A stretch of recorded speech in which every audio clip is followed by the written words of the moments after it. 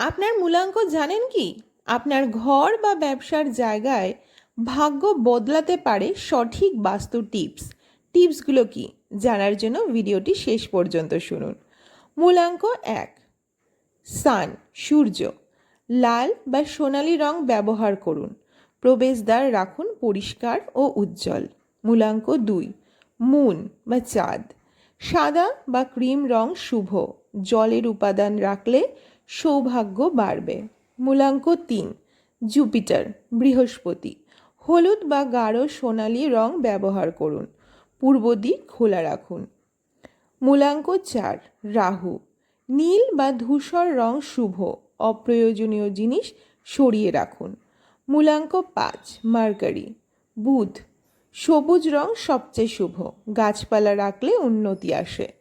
মূলাঙ্ক 6, Venus, শুক্র, গোলাপি বা হালকা নীল রং ব্যবহার করুন। সাজসজ্জা সুন্দর রাখুন।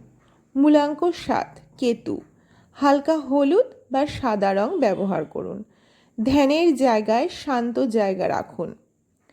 মূলাঙ্ক 8, স্যাটার্ন, শনি, কালো বা গাঢ় নীল শুভ, ভারী জিনিস দক্ষিণ দিকে রাখুন।